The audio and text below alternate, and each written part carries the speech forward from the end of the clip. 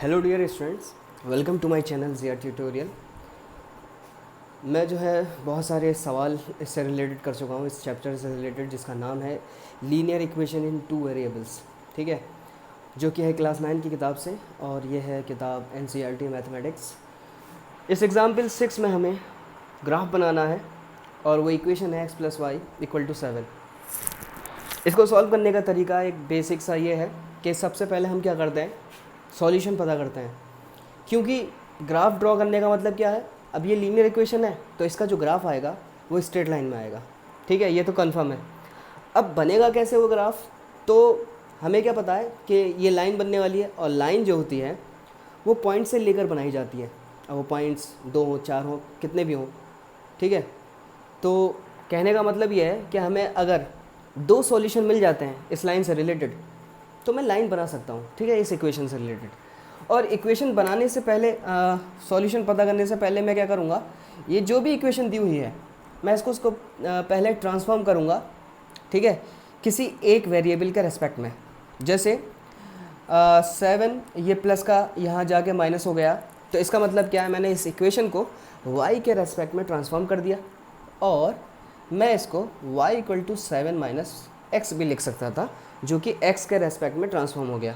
ठीक है, तो मर्ज़ी हमारी, चाहे हम y के रेस्पेक्ट में ट्रांसफॉर्म कर लें या फिर x के रेस्पेक्ट में उसको ट्रांसफॉर्म कर लें। तो अब क्या है, अब मैंने जो है इस तरीके से ट्रांसफॉर्म कर लिया।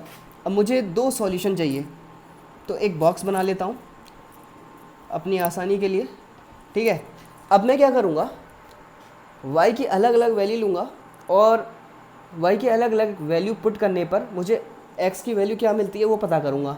ठीक है, तो पहली बात करता हूँ मैं, अगर मैं y को 0 मान लूँ, ठीक है, और इसके अंदर पुट कर दूँ, जैसे 7 - y, यानी y को 0 ले लिया है, तो x की वैल्यू क्या आ गई, 7 आ गई। यानी y की वैल्यू 0 लेने पर मुझे x की वैल्यू 7 मिलती है। अब अगर मैं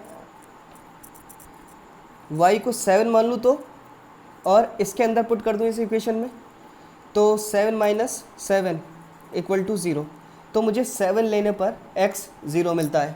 ठीक है, तो मतलब कहने का ये है, ज़रूरी नहीं है कि मैं यही वैल्यू ले लूँगा, मेरी मर्ज़ी है, जितनी चाहे बड़ी ले लूँ या नेगेटिव ले लूँ, कोई सा भी इंटीजर ले सकता हूँ। ठीक है, ये मेरी मर्ज़ी के ऊपर है।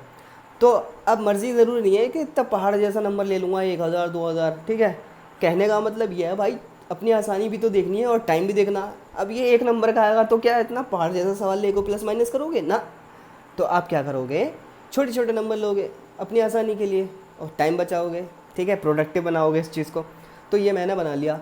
ठीक है, आपकी मर्ज़ी है, आप चाहें जो नंबर ले लें। तो वक्त के नज़ाकत को देखते हुए ये सब सॉल्व करना पड़ता है ना, ऐसा नहीं है कि कुछ भी उठा ले लेंगे।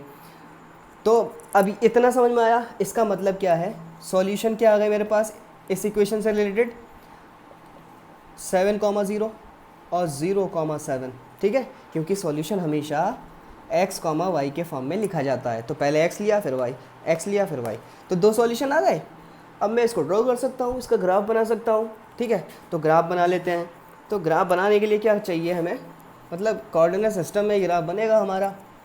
तो पहली चीज़ आती है इसके अंदर, ये मैंने ले ली एक वर्टिकल लाइन और एक हॉरिजॉन्टल लाइन। ठीक है, अब क्या है, मैक्सिमम नंबर देखूंगा मैं x पे कितने हैं, तो 7 है, तो 1 2 3 4 5 6 7।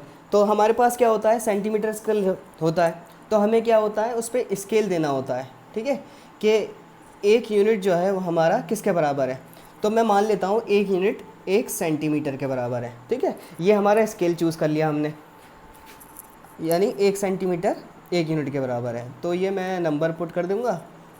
ऐसे ही मैं y को देखूँगा, y पे मैक्सिमम कितना नंबर है मेरा, 7 तक है, तो 1 2 3 4 5 6 एंड 7। तो 1 2 3 4 5 6 7। अब इतना लेने के बाद मैं पहला ही सॉल्यूशन देखूँगा, यानी x की वैल्यू कितनी है, 7, तो y की वैल्यू कितनी है, 0 है। 0 का मतलब क्या है, x तो 7 हो गया, पर y की वैल्यू 0 का मतलब क्या है, ना ही ऊपर ना ही नीचे। इसका मतलब क्या है, ये जो पॉइंट है वो x पे रहेगा, है ना। तो ये मैं यहाँ पे लिख देता हूँ 0, 7। इस पॉइंट को मान लेता हूँ a। अब मैं दूसरा देखूँगा सॉल्यूशन, तो x 0 है, यानी x ना ही इधर जाएगा ना ही इधर जाएगा, और y कितना है 7, तो y मेरा यहाँ पे आ गया 7। इसको मैं मान लेता हूँ पॉइंट B। ठीक है, अब क्या है, ये पॉइंट मिल गया A और ये है B, तो क्या लाइन बन सकती है? क्योंकि लाइन बनाने के लिए कम से कम 2 पॉइंट चाहिए होते हैं, तो 2 पॉइंट मुझे मिल गए। तो अब इसको मैं ज्वाइन कर दूंगा। ठीक है, तो ये मैं एरो दिखाऊंगा क्योंकि line has no end point. ठीक है, तो ये यहाँ पे लिख दूंगा कि ये जो ग्राफ बना है वो x + y = 7 को शो कर रहा है। तो इसका मतलब क्या है, इस लाइन पे हर एक पॉइंट जो होगा, ठीक है, वो इसके सॉल्यूशन को दिखाएगा। समझ में आ रही है बात? यानी इस लाइन पर हर एक पॉइंट क्या दिखाएगा, इस इक्वेशन से रिलेटेड सॉल्यूशन को दिखाएगा। जैसे अगर मैं पता करना चाहूँ कि ये कितना पॉइंट है, तो मैं यहाँ से जाऊँगा, इसको यहाँ से ड्रॉ करूँगा इसके पैरेलल ले आके, और ऐसे यहाँ पे ड्रॉ कर दूँगा। तो इसका मतलब क्या है, 1,6 ये इसके सॉल्यूशन हो गए। ऐसे ही मैं इसको ले आऊँगा और यहाँ पे ले आऊँगा, तो 2,5 इसके सॉल्यूशन हो जाएंगे। कहने का मतलब ये है कि लाइन पे इक्वेशन से रिलेटेड जो भी लाइन बनती है, उस लाइन पर हर एक पॉइंट उसका एक सॉल्यूशन के तौर पर बिहेव करता है। और सॉल्यूशन क्या होता है, जो इस इक्वेशन को सेटिस्फाई कर रहा होता है। तो ये इतना सा हमें करना था। ठीक है, अब इसमें कोई भी सवाल है या इससे जुड़ा कोई और भी सवाल हो सकता है, तो प्लीज़ मुझे कमेंट करके ज़रूर बताएं। और ये वीडियो कैसी लगी आपको ये भी बताएं। ठीक है।